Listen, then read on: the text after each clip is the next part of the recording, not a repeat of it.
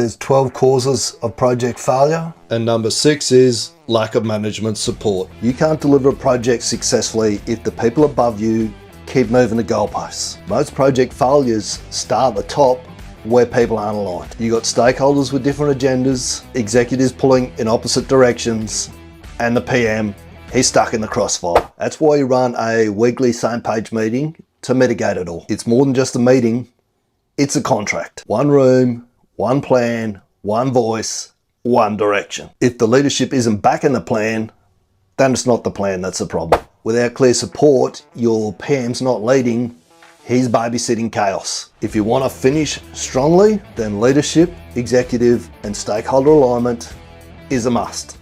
There's 12 causes of project failure. And number 6 is lack of management support. You can't deliver a project successfully if the people above you keep moving the goalposts. Most project failures start at the top where people aren't aligned. You got stakeholders with different agendas, executives pulling in opposite directions, and the PM, he's stuck in the crossfire. That's why you run a weekly same page meeting to mitigate it all. It's more than just a meeting, it's a contract. One room, one plan, one voice.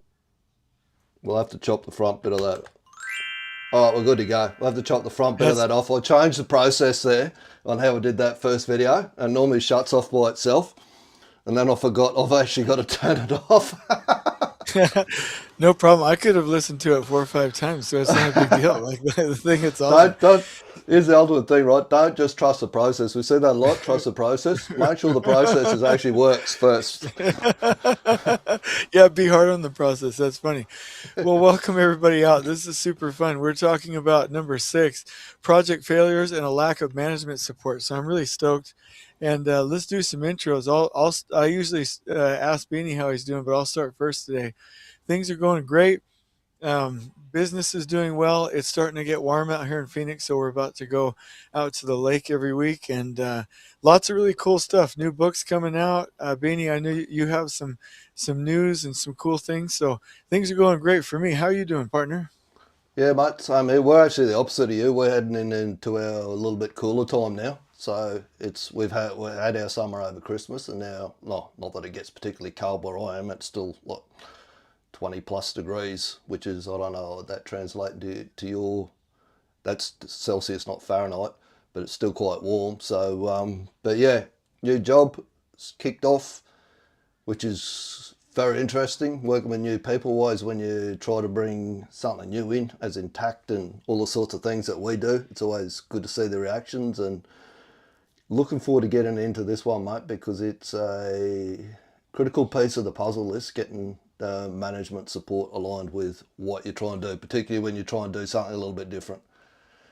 Yeah, I 100% agree. This topic is brings me to like thinking about systems thinking and external factors. So I'm really excited to talk about it. By the way, I just chat GPT to I probably switch to Claude next time, but but 100 we're heading towards 46.7 Celsius in the summer in August, so sometimes higher. But the water, actually, I should say, what is 88 degrees? The water at the lake, chat's going to give it to me right now, is typically 31.1 Celsius.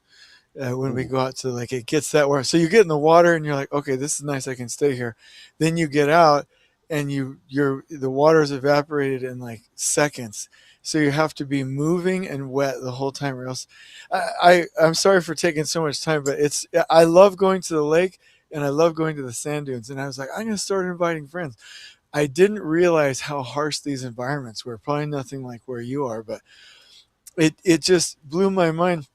When people come out to the lake, like you're frying them, or like you go to the sand dunes and sand is blowing in their mouth. They're like, this is hell. I'm like, this is my paradise, man. Anyway, so winter and summer sports are a little harsh, but yeah, we're heading in that direction. But I can't wait to make it out. You're in your neck of the woods one of these days. I want to see what it's like.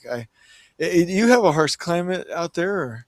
We do, mate. Like what you're talking about would be like Central Australia or the Northwest. Okay, they get that hot, dry climate like we do. Well, I'm on the coast, so we get a lot of humidity.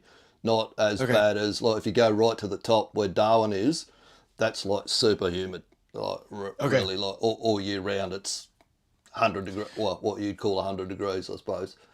30, Yeah. 30, 35 to, well, about your temperatures, but really humid. But yeah, we do get the dry and desert type stuff as well. Well, I love these topics, and today's about lack of management support. And I think it'd be super awesome if you kicked us off with this. And I got some questions and thoughts.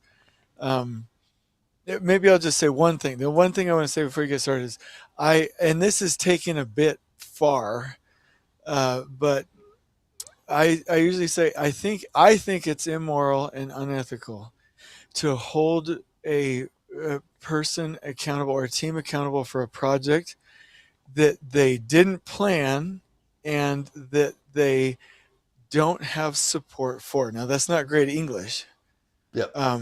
but those external factors have a massive amount to do with it. So, by the way, I love your intro video. So, take it away. What's your take on this one? I'm going to tie it back to a story because that's how people seem to remember things the best. And the example that I used of this was when we did a project where I introduced tact and I introduced Scrum and introduced Lean. We had to get the support above. It was in a world of pain, right? And they just said, do whatever you got to do to turn it around, which is all well and good. They can say that to start with. But if it doesn't turn quick, then you're the worst person in the world, all right? Yeah. So you've got to take them on the journey with you. You've got to really manage your stakeholders, and it's no. Yes, you're 100% right. They should be giving you the support that you need, but it's also our job to sell them the story of what we're doing and how that's protecting their back and delivering Yes. what they need as well. And one of the key tools for this, and very few PMs I see use this tool well, and there's only the likes of yourself and a handful of other people, is what we're doing right now, is video. You've got it there. The people are on LinkedIn, all the different social channels. You can tell them the story of what you're doing on site, exactly like we are at the moment.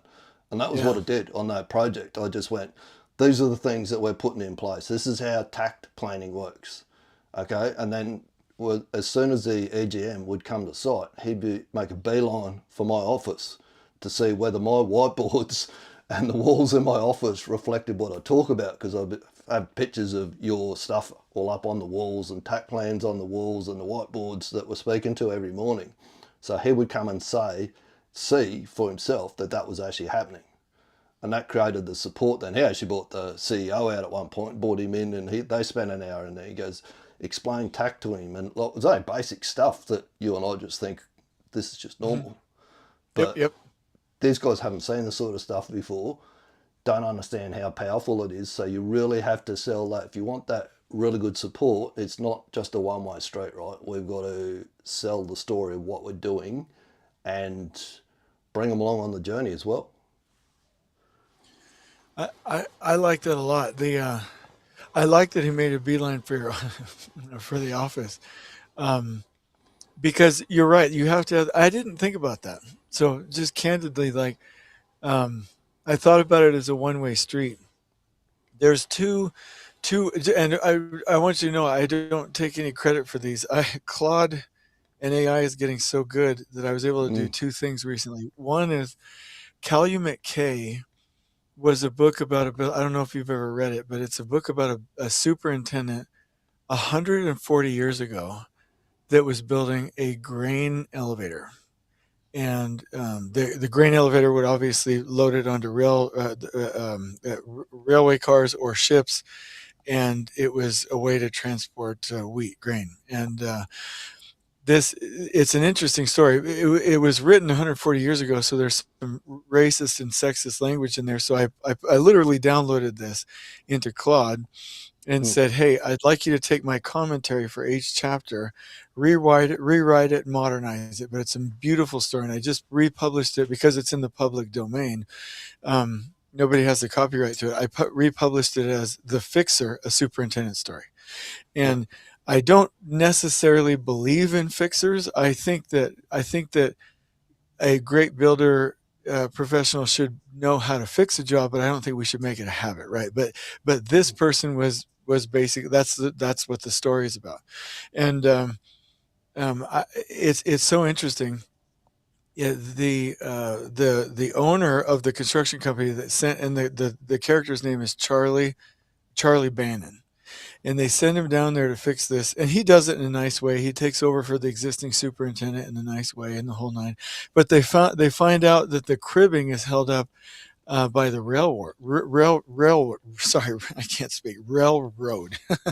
I have plastic retainers, so I can't say that. Anyway, um, and Charlie Bannon went up there to the actual yard to see if it was actually cut, which it was, to find out that politically the rail line wouldn't move it because of in their investment in wheat futures. So like it was this big scandal, and um, he had to move the cribbing down to the project by boat.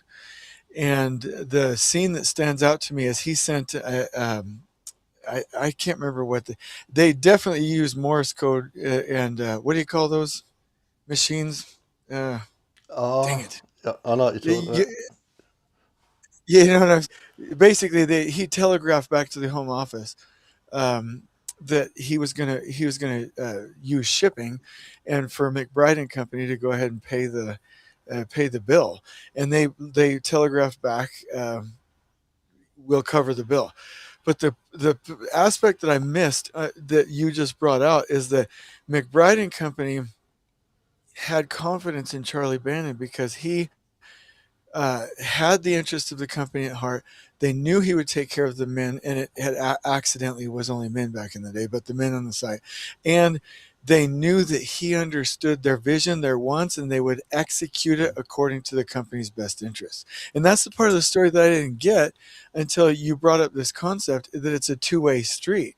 Because if Yeah, the other superintendent who didn't understand the vision, didn't have the company's vision in his mind, didn't explain the why, didn't know what he was doing to actually get the cribbing there, was like, hey, can you pay for this?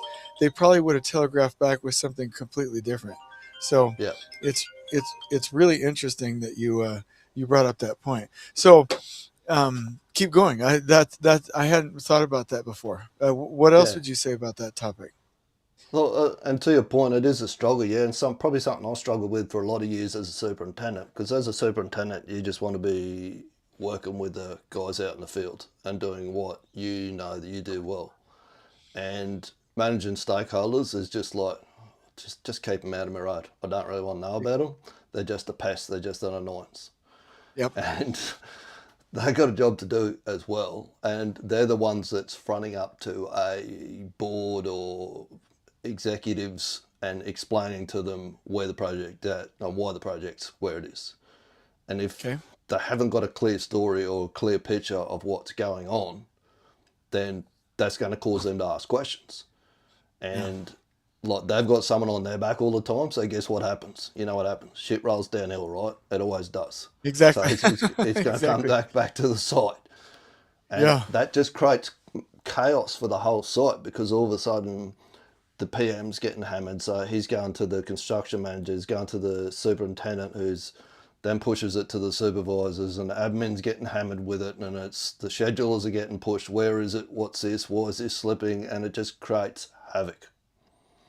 So a little I, bit of I time spending on something like in the book, I mentioned it before now, I've forgotten the name of it, it'll come back in a second. Traction. They talk about a same oh page yeah. meeting. And that's Yes. for the two types of people that are in the business. You get a visionary and an integrator. So we get the same different personality types in construction as well. Yep. And we know this stuff. We know how many, I'm sure it gets said in US projects as well, is we got to get everyone on the same page here. How many times Yeah. have you heard Exactly. that? Okay. All the We know time. that needs Yeah, to all the happen. time. Yeah. And yet we don't put any time aside to do it. This is not just that. When we say these 12 causes, I look at it from the fact of when am I going to block time out of my week to actually do to mitigate that cause? You can't just Yeah. go, oh yeah, I know about them, and off you go getting busy again. You have to really block times out for these things and become structured in a way that we go, and then look at it from how effective is the way that we're doing that. I knew it was effective when he was coming through the front gate and coming straight to look at my whiteboard, right? Yeah. That's a Yeah. pretty good signal.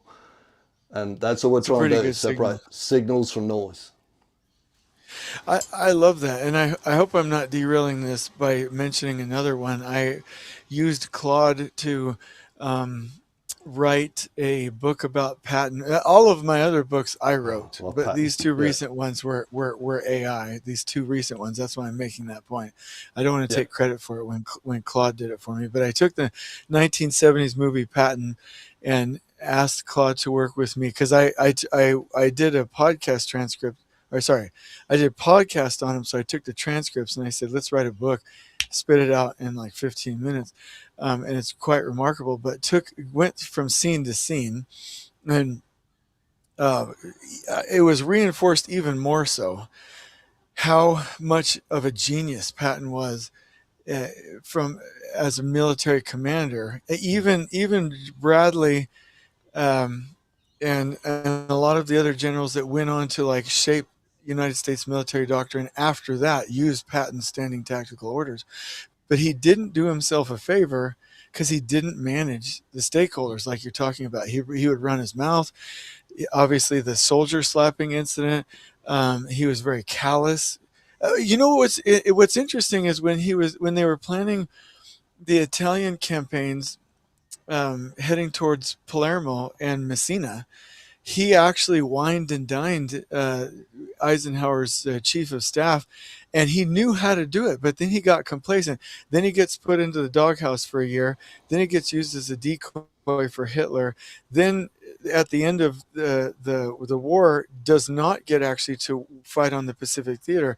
Like him not managing those stakeholders devastated him and his ability to go carry out his life's mission. And was he one of the best United States military? And I don't know about the rest of the world. I'm just going to use U.S. One of the best U.S. military commanders ever. Yes, but did he manage his stakeholders to get that outside support? No.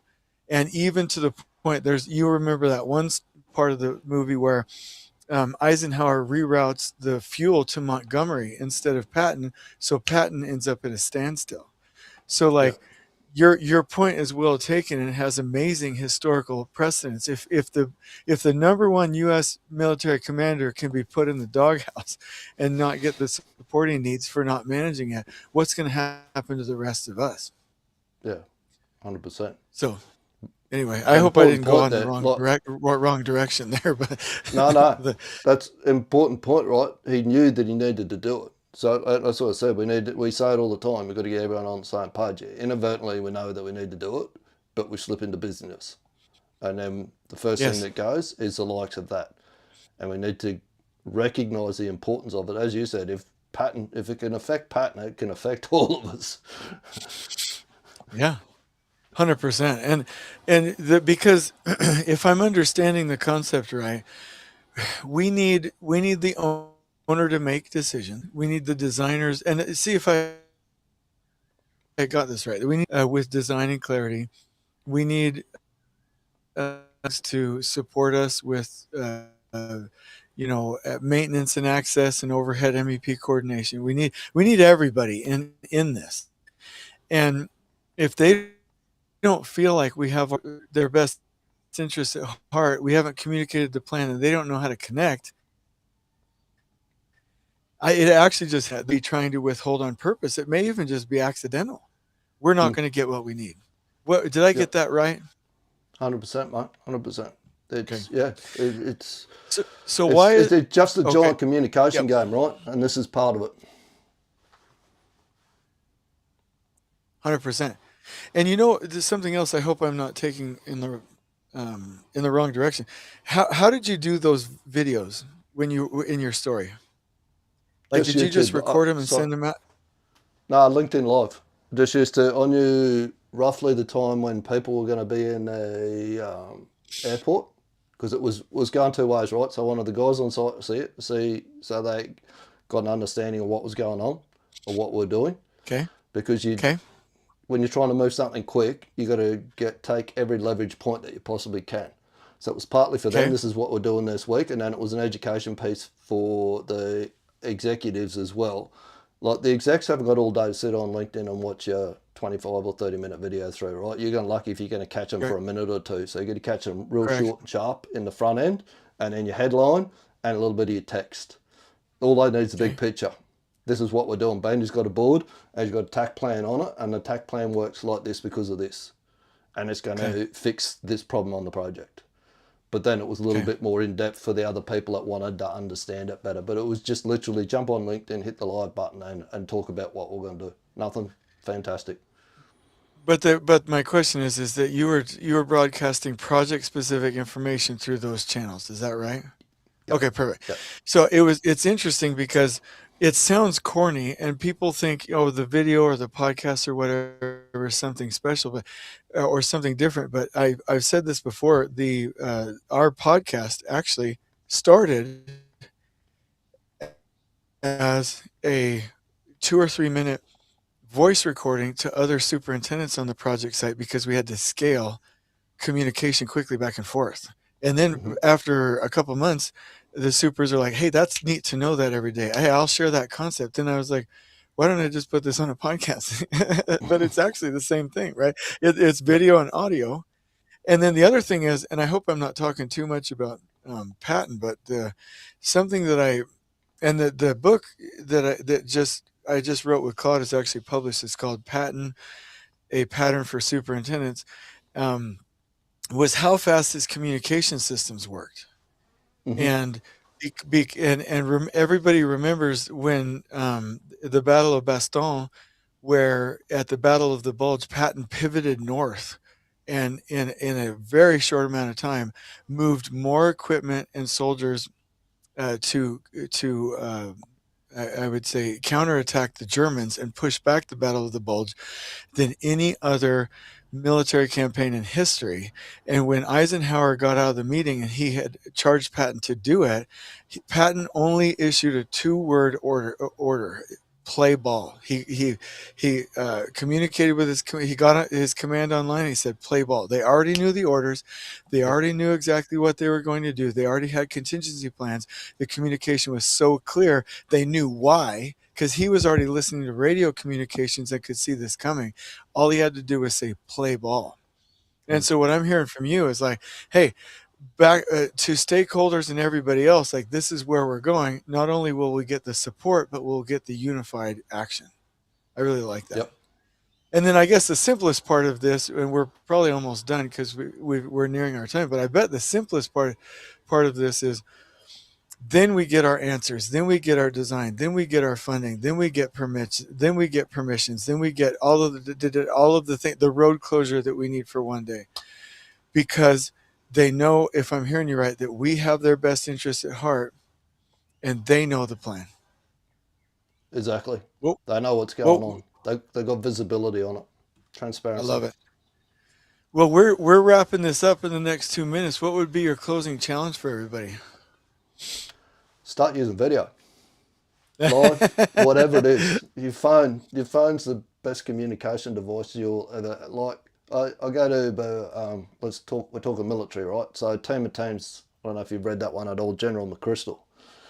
And when he first went into Afghanistan, they had the same issue, right? It was trying to get a clear message out to everyone. And he went to a daily, what he called an operations and intelligence brief.